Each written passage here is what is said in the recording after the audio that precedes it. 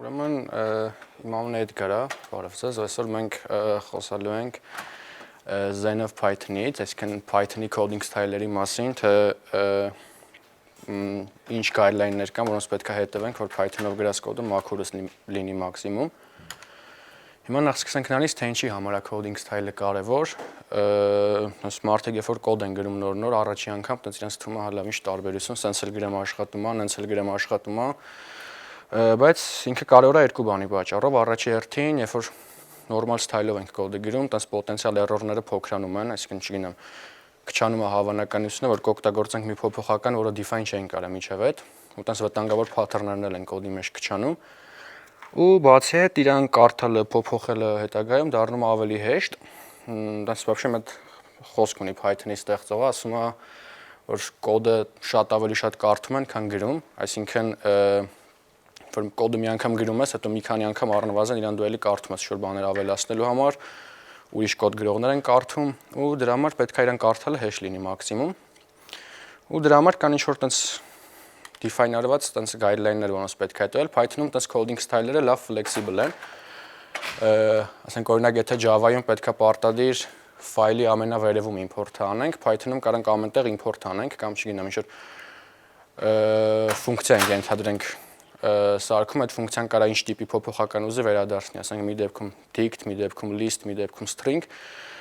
բայց ասենք դա տենց նախընտրելի տարբերակ չէ, էլի, դրա համար տենց որ community-ի կողմից արդեն define-արված guideline-ներ կան, որոնք տենց լեզվի մեջ չեն մտնում,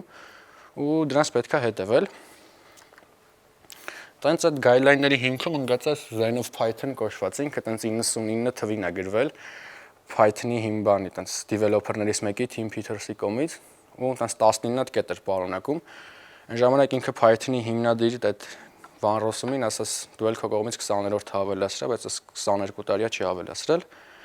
Ու այս 19 կետերը տենց իրանք կոնկրետ ինչ-որ ռուլեր չեն, իրանք տենց ընդհանրապես ինչ-որ փիլիսոփայության նման բան է, abstract, որոնց հիմքում, որը տենց ընկած է հետագայում define-արված ինչ-որ կոնկրետ ռուլերի հիմքում։ Հիմա սրանցից մի երկու հատի վրա անցնենք։ Օրինակ ասում է simple is better than complex, այսինքն տենց Python-ի դեպքում բավականին ճիշտ է, որովհետև տենց լիքը հաճախ հանդիպող խնդիրներ ունեն հեշտ լուծումներ։ Ասենք օրինակ այս աչի վրա ենթադրենք ուզում ենք ինչ-որ string reverse անենք, չգիտեմ, կարանք ռեկուրսիայով անենք, կարանք for-ով անենք, բայց Python-ը ունի տենց որ string-ը slice անելու ձև, տենց ուղղակի երկու կետ ես դնում -1 ու ինքը հակառակ հերթականությամբ է կարդում։ Կամ ասենք Python-ում sense գրադարան կա օրինակ collections, այդ գրադարանը ժամանակին որ գրում էին, իր գրողները տենց Stack Overflow-ի Python-ի հարցերը բացում էին, ու այն ամենաշատ ոնց որ upvote-եր ունեցող հարցերի համար փորձում էին այնպես մի հատ collection սարքեն, որ այդ հարցի պատասխանը դառնա հնարավորինս կարճ, ու էլ ինքը տենց բավականին կարա հեշտացնի, ու տենց մի հատ էլ rule կա, ասում է there should be one and preferably only one obvious way to do it, իսկ ինչքան էլ շատ ձևեր լինեն Python-ում ինչ-որ բաներ անելու համար, միշտ մի ձև կա, որը տենց նախընտրելի ձևն է, ու տենց ակնհայտորեն ամենալավն է։ Մի հատ ուրիշ rule, ասում է explicit is better than implicit, այսինքն տակն էլ տենց հավելացնում, ասում է in the face of ambiguity refuse the temptation to guess, այսինքն ոնց որ մենք պետքա կոդը կարդացողին տենց գուշակելու մաքսիմում քիչ բան թողենք։ Օրինակ այս առաջի օրինակը եթե նայենք, ունենք մի հատ var փոփոխական, ինքը ավելի մեծ scope-ում է հայտարարած, ունենք մի հատ էլ function-ից scope-ում var փոփոխական, ու իր մեջ օգտագործում ենք դա։ Եթե մարդ ասենք scope-երին ծանոթ լինի Python-ի, կիմանա որ այս return արվող var-ը փոփոխականին ֆունկցիային փոխանցվողն է, այլ ոչ թե դրսում հայտարարվածը, ոնց որ կոպիտ ասած, տենց գուշակելու բաները կոդի մեջ մաքսիմում պետք է քիչ լինեն։ Նույնն էլ էս աչում մարդ պետք է օպերատորների հերթականությունը իմանա, որ ասենք not-ը end-ից շուտ է ալնում։ Բայց էլի տենց պետք է, չգիտեմ, փակագծեր դնենք, որպեսզի իր համար գուշակելու բան քիչ մնա կոդը կարդացողի։ Մի հատ ուրիշ կանոն էլ կա, ասում է flat is better than nested, եթե կարում ենք տես իրար մեջ դրած if-եր else-եր մաքսիմում քիչ գրենք, ուրեմն ցանկալի է որ մաքսիմում քիչ գրենք, էլի, եթե դրա տարբերակ ունենք։ Ու այս փիլիսոփայության հիման վրա հենց այդ Python-ի հիմնադիրը գրել է այս PEP8-ի guideline-ին, արդեն ոչ թե sense abstract օդի մեջ կանոններ են, այլ կոնկրետ define-արված rule-եր են, որոնք sense այսօր բավականին պոպուլյարն է Python-ով կոդ գրողների շրջանակներում, մարդիկ փորձում են հետևել իրան։ Այլի տենց մի քանի հատ rule-ի օրինակ, rule-երից մեկն է, որ եթե ենթադրենք մեծ տող ունենք, որի երկարությունը 79-ից անցնում է, պետք է իրան կարճացնենք, տենց line breaker-ով տանենք դեպի տակի տողեր, ու այդ ընթացքում պետք է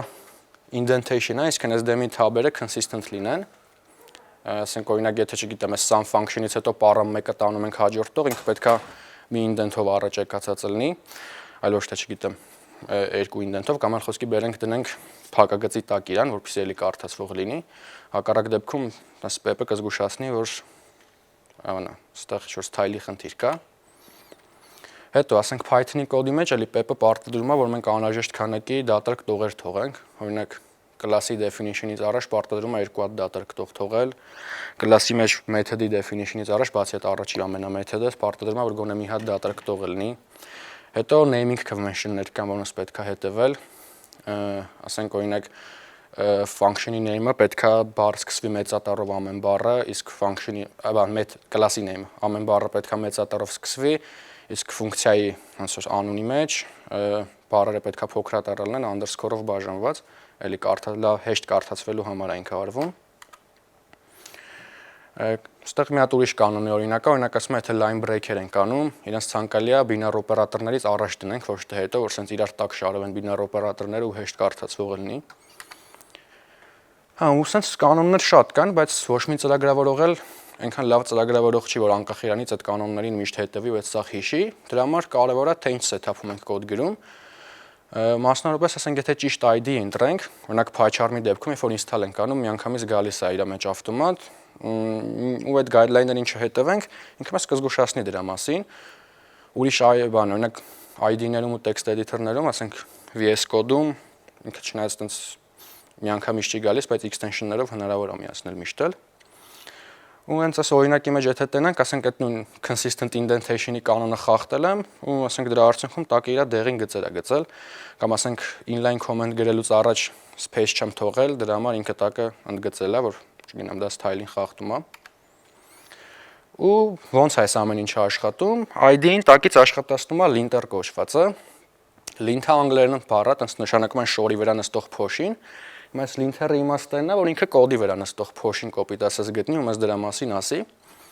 Ու երկու տեսակի linter-ներ կան, մեկը logical linter-ներն են, մյուսը stylistic linter-ները։ Logical linter-ի նպատակը այն է, որ օրինակ ինքը գտնի այն ամեն ինչի, ինչ որ կարա կոդի մեջ error-ի բերի կամ չնախատեսված արդյունքի բերի։ Ասենք օրինակ փոփոխական if-ի մեջ ենք հայտարարել ու հետագայում իրան օգտագործելուց կարա ինքը հայտարարված չլինի, այդ դեպքում ինքը կզգուշացնի։ Ու PyFlex-ը այսօր տենց ամենահայտնի logical linter-ն է, ու կան stylistic linter-ներ, որը տենց որ style-ի հետ կապված convention-ների է ստիպում, որ դու հետևես, երկու ամենահայտնին pep8-ն է, PyCode style-ը այսօր կոչվում, ու pep257-ը ինքն էլ արդեն docstring-երի ու comment-երի հետ կապված ինչ-որ rule-եր է։ Բայց տենց կարիք չկա միանգամից մի քանի linter օգտագործելու, որովհետև տենց կան linter-ներ, որոնք combo են, իրենց մեջ մի քանի բան են պարունակում։ Ամենահայտնին երևի PyLint-ն ու Flake8-ն են։ Flake8-ը իր մեջ 3 կոմպոնենտ ունի։ Մեկը PyFlex-ն է, այդ logical linter-ը, որի մասին նոր խոսացի, մեկը PyCode style-ն է, pep8-ը, որի մասին նոր խոսացի, մյուսն էլ mkbin-ն է, որը տենց ինչ-որ բան է։ Կոդի մեջ հնարավոր տենց կոմանդաներից իրենց թե որը որից հետո կարա լինի գրաֆ է սարքում, այդ գրաֆի մեջ հնարավոր փաթերի քանակով ինչ-որ complexity է հաշվում, որ կոդը շատ խուճուճ չլինի, դրա համար։ Ու բացի linter-ներից կան կոդ ֆորմատերներ, որոնք ոչ թե ուղղակի զգուշացնում են, որ այս ինչ տեղը դու այս ինչ բանը լավ չես արել, այլ քո փոխարեն որոշ փոփոխություններ են անում։ Երկու ամենահայտնի ֆորմատերներն են Python-ի, Black-ը ու iSort-ը։ Black-ը ինքը էլի style-ի հետ կապված ինչ-որ բաներ է դզում, ու տենց իր կարգախոսն էլ է դա without compromise։ Ասենք եթե ինչ-որ անիմաստ white space թողածել ենք կամ ինչ-որ redundant փակագծեր թողածել ենք, ինքը մեր փոխարեն հետի կջնջի։ Ու կա iSort-ը, որը import-ներն է, բան, այբերնական կարգով սորտավորում ու տենց որ մասերի բաժանում։ Բայց չնայած դրա, որ իրանք կան էլի տենց ծրագրավորողները տենց ալարկոտ մարդիկ են, ոնց չի ամեն անգամ ուզելու են 0-ով run անեն իրանց։ Դրա համար պետք է ինչ-որ մի ձև էլի setup-ը նենց անել, որ ուզենք չուզենք ինքը run լինի։ Տենց երկու ձև կա։ Մեկը pre-commit hook-երի միջոցով, այսինքն pre-commit hook-ը տենց որ բան է, shell script-ը, որը մենք ամեն անգամ commit անելուց առաջ աշխատում է, ու եթե իր exit status-ը ասենք ոչ թե 0 եղավ, այլ 1 եղավ, ինքը չի թողում, որ դու commit անես։ Կամ էլ կարանք CI/CD pipeline-ների մեջ իրանց ներառենք։ Կոնկրետ մենք մեր մոտ այդ ամեն ինչը անում ենք pre-commit hook-երի միջոցով։ Հիմա տենց շպատում թե ինչա կատարվում այստեղ։ Ունենք ենթադրենք, որ կոդի մեջ փոփոխություն ենք անում, մի քանի ֆայլ ենք փոփոխել, ու իրան փորձում ենք commit անենք։ Commit-ից առաջի հերթին այսօրն ու black-ն են աշխատում այդ ֆայլերի վրա, ու եթե ինչ-որ փոփոխելու բան են գտնում, իրանց փոխում են։ Բայց չնայած նույնիսկ black-ի արած փոփոխություններից հետո կան ինչ-որ բաներ, որոնք ասենք flakeout-ը կարող է չհավանի։ Ասենք օրինակի համար եթե մեծ string ունենք, որի պատճառով տողի երկարությունը 79-ից անցնում է, դա black-ը չի դզի ոչ մի պարագայում։ Այդ դեպքում մի հատ էլ flakeout-ը մեզի կզգուշացնի, որ այստեղ մի հատ բան կա, որ դեռ դզված չի։ Ու եթե այդքանից հետո այդ shell բանը, մեր աշխատացած script-ի exit status-ը okay է, այսինքն որևէ բան չի փոփոխվել ֆորմատերների կողմից ու linter-ը որևէ բան չի գտել, ինքը commit է լինում։ Եթե okay չի, մեզի զգուշացնում է դրա մասին։ Ասենք ասում է, որ այստեղ այս ինչ ֆայլերը փոփոխվել են, կամ եթե flakeout-ն է ինչ-որ վատ բան գտել, զգուշացնում է, որ նույնիսկ փոփոխելուց հետո այստեղ ինչ-որ բան կա, որ բան էլի մեր բան կանոններին հակասում է։ Ինչ ենք անում այդ դեպքում 0-ով բացում ենք այդ ֆայլերը, առանց փոփոխությունները նայում ենք, եթե նորմալ է ամեն ինչ։ Մի հատ էլ flakeout-ի զգուշացրած տեղերում մենք մեր 0-ով փոփոխություններ ենք անում, այդ ամեն ինչը նորից add ենք անում ու նորից commit ենք անում։ Այնքան միշտ ամեն ինչ լինի նորմալ։ Ու այս ձևով կոդը ամեն commit անելուց հետո լինում է մաքուր ու անկախ մեզանից մենք հետևում ենք այդ style-երին։ Այսքանը։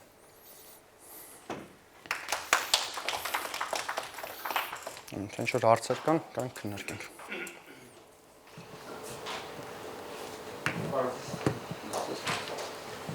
Տասնինը իսկությունները որ շնցիկ ինչքան ահա կիրառելի մյուս լեզուների դեպքում։ Թվում է շատերը ահագին կիրառելի են, սա հետ գնանք։ Ասենք օրինակ այս explicit is better than implicit-ին ստում այլի կիրառելի է, որ ասենք, չգիտեմ, նույն անունով երկու փոփոխական չարժի ստեղծել, բայց այդտեղ օրինակ բաներ կան, որ ուրիշ լեզուների դեպքում կիրառելու չէ, օրինակ այս there should be one and preferably only one obvious way to do it։ Օրինակ Perl-ի դեպքում լրիվ հակառակն է, ինքը ասում է պետք է մի բան անելու լիքը ձևեր լինի ու ծրագրավորողը ինքը որոշի ինչ է անում։ Բայց շատերը ուրիշ տեղերում կիրառելու են, էլի։ Ասենք օրինակ, չգիտեմ, այստեղ կա readability counts, այդ ինձ թվում է անկախ լեզվից կիրառելի պետք է լինի, կամ այդ flat is better than nested-ը պետք է կիրառելի լինի։ Այստեղ error should never pass silently, այսինքն ինչ error-ը լինի, պետք է փորձենք handle անենք, էլի երևի տենց մեծ դեպքերում կիրառելի է, էլի։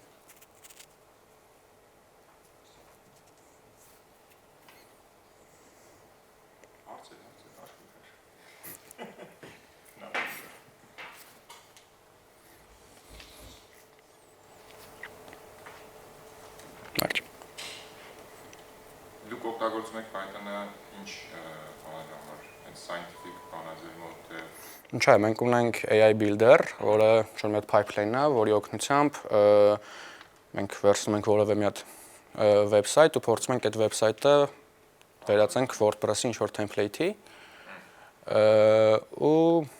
այդ ամբողջ pipeline-ը աշխատում է հիմնականում Python-ի միջոցով, էլի։ Site-ի անալիզատորը, scraper-ը եւ այլն։ Ինչ է, JavaScript-ով գրած մասեր էլ կան, բայց հիմնական pipeline-ի մասերը Python-ով են, այսինքն այդտեղ Python-ը ծոր բրաուզերին է կանչում, որն իր մեջ JavaScript-ի կոդ է աշխատացնում, բայց հիմնական լեզուն Python-ն է։ Կամ այկան site փորձում եք վերցնել դարձնել WordPress թե WordPress site։ Մենք ունենք մեր builder-ը WordPress-ի ու ոնց որ կամայական website մենք տալիս ենք իրան, ինքը այդ builder-ի widget-ներով փորձում է նույն site-ին շատ նման site recreate անի ու դարձնի template, որը կարան հետագայում օգտագործել։ Okay, բայց content-ը պետք է ինչ-որ ձևի copy անի։ Ну հա, եթե ասենք մեջ ինչ-որ նկար կա, որի վրա copyright կա դրած, բնականաբար այդ նկարը հետագայում պետք է ջնջի, որ recreate անում էլի։ Իսկ admin կա ձեր մոտ որ ինքը ինչ-որ site տվեցիք, արեց, հետո դուք կարաք նայեք ինչ-որ բաներ ուղղեք։ Հա, այսինքն նորմալ dashboard կա ու նորմալ builder կա, որով հետո կարանք վրից փոփոխություններ էլի անենք։ Տպավորիչ է։ Okay.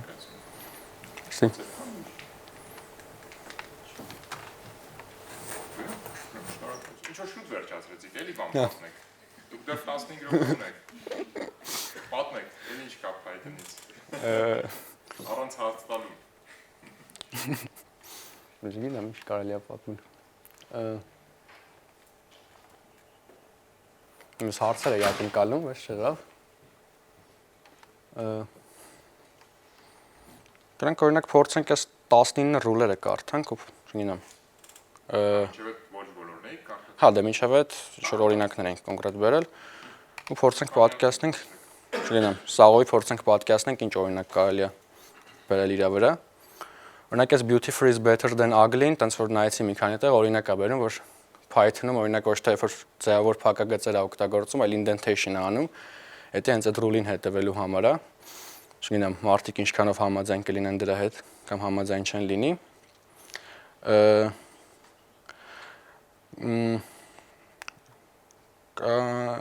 Կամ ասենք կա այստեղ մի հատ ուրիշ բան, simple is better than complex ասեցի, բայց կա մի հատ էլ rule, complex is better than complicated, այսինքն եթե նույնիսկ խնդրի լուծումը ինքը կոմպլեքս է, ինքը միշտ ավելի նախընտրելի է, քանի որ պարզ ձևերով հավաքած խուճուժ լուծումը, ինքը դրա մասին է։ Հետո կա sparse is better than dense, ասենք օրինակ երբ որ ինչ-որ string ենք ուզում Python-ում սարքենք,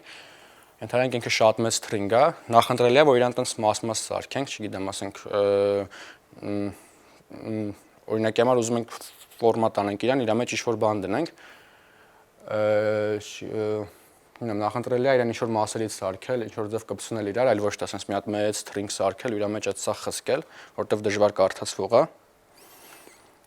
Readability counts, դեսիևի պարզ է, սրա մասին չարժի խոսալ։ Special cases aren't special enough to break the rules, հա, այսի նրա մասին է, որ անկախ նրանից ինչ կոդ ենք գրում, միշտ պետք է այս ռուլերին հետևենք, չգիտեմ, ու չպետք է մտածենք, որ հա մեր դեպքս ինչ-որ եզակի դեպք է ու կարանք այդ ռուլերի կողքով ուղղակի անցնենք։ Although practicality beats purity, հա, ասում եմ չնայած դրան, միշտ պետք է փորձենք պրակտիկ լինենք, այսինքն չպետք է շատ ընկնենք այս ռուլերին sense հետևելու վրա ժամանակ ծախսենք։ Errors should never pass silently, դրա մասին արդեն խոսացինք, unless explicitly silenced, այսինքն չպետք է թողենք, որ sense ուղղակի error-ը գցի ու դրա կողքով անցնենք, բայց օրինակ որոշ դեպքերում մենք կարանք, չգիտեմ, production-ի մեջ խնդիրներ չունենալու համար իրանց վերցնենք ու անտեսենք հատուկ դենց ձև բան։ Օրինակ ենթադրենք դևում իրանց վրա մենք ուշադրություն ենք դարձել, production-ի մեջ բան անենք, իրանց ignore անենք, ինչ որ ձև try except-ի միջոցով։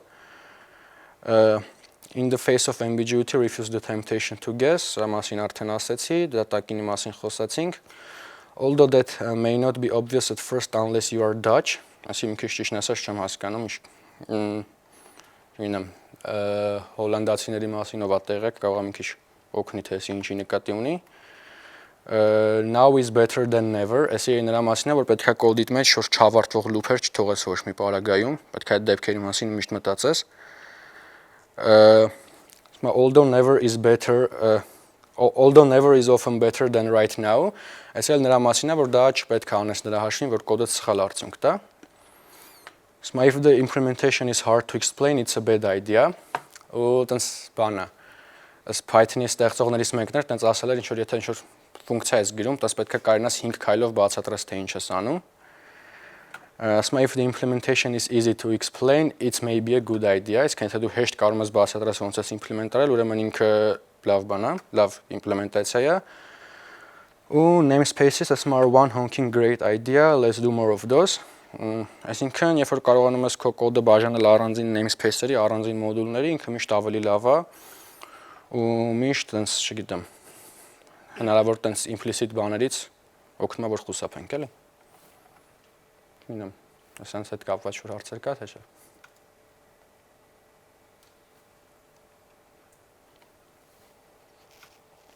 Okay.